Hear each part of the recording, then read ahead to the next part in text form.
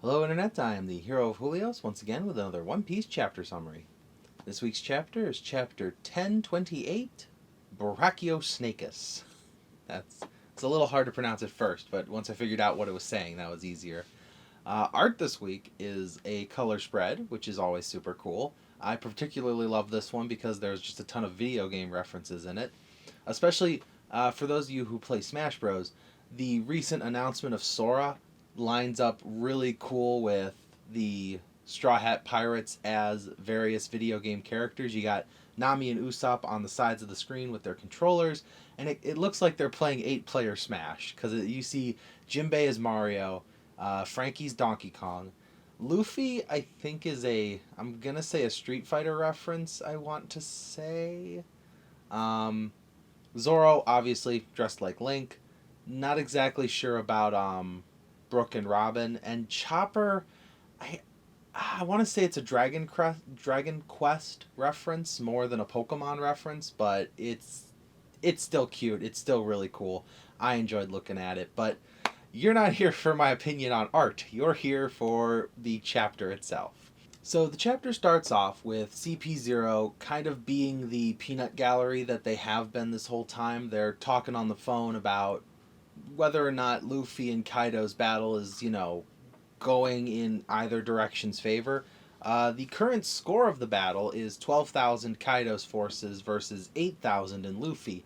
Mind you, the battle started, Kaido had 30,000 and Luffy's team only had 5.4 thousand. So Luffy has gained allies while Kaido has lost more than half of his.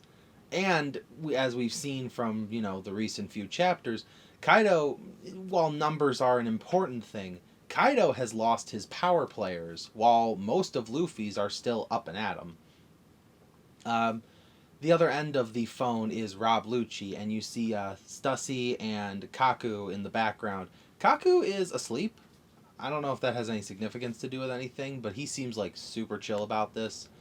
Now, what I find interesting about it is Rob Lucci asks masked CP0 guy, whose name I'm pretty sure we still don't have, hey, do you think Straw Hat Luffy will defeat Kaido? And he's like, well, there's a lot of factors going on here, and if it was like a normal army versus a normal army, I'd say he has a chance, but it's Kaido. What I find the most interesting about this is Rob Lucci is now on the other side of the doubting Luffy.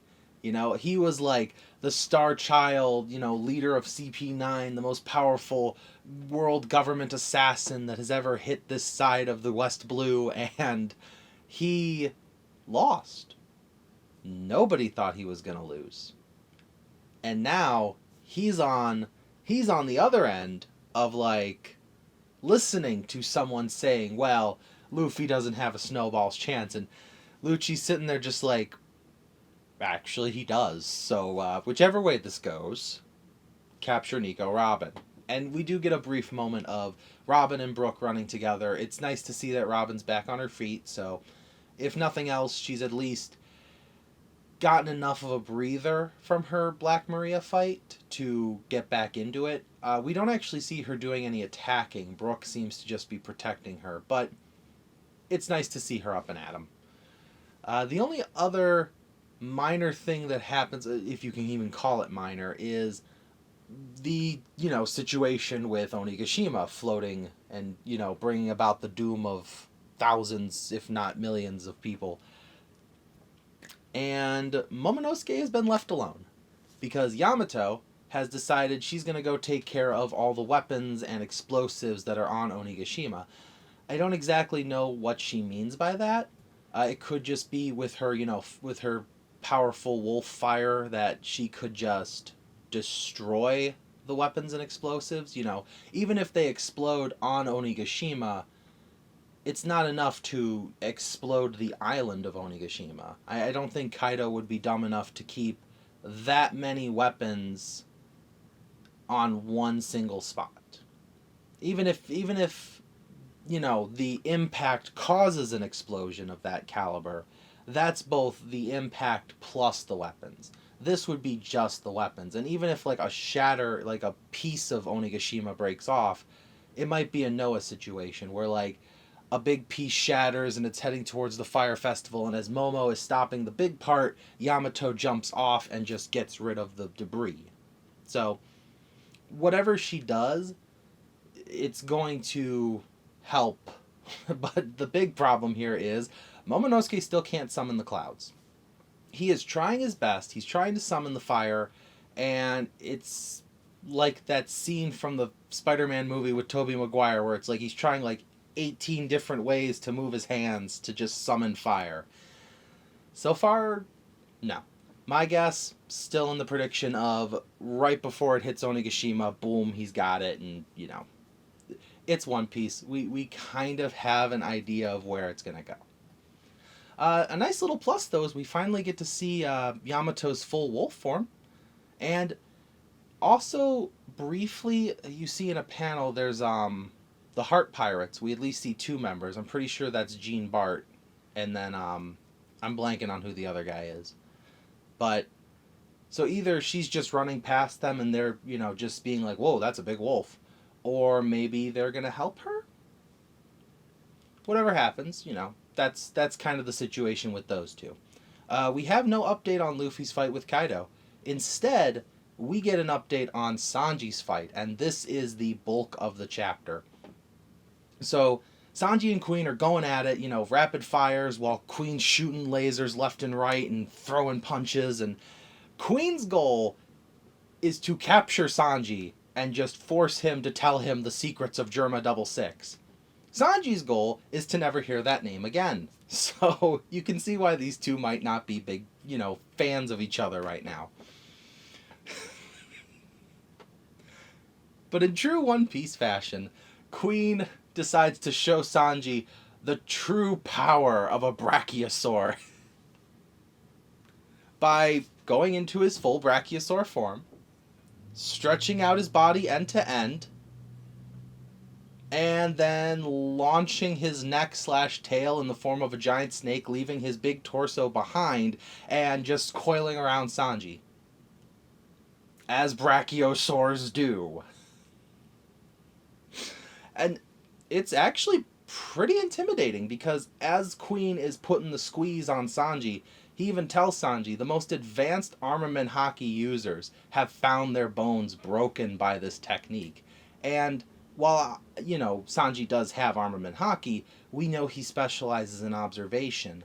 This is not looking good, and Queen, you know, continues to tighten more and more, and he tells Sanji, I can kill you right now. But if you give me the secrets of Germa 66 by turning on that raid suit and let me take a look at it, I will look the other way. Sanji says, never.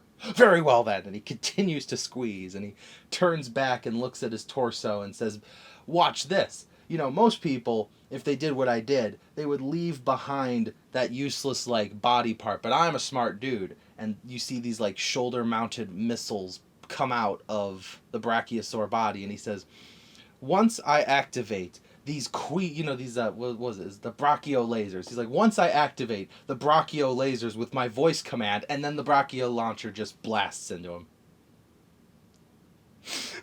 He's just like, oh my god! He turns back to the body and he goes, no, you stupid body. You're supposed to launch the brachio lasers when oh my god, I did it again!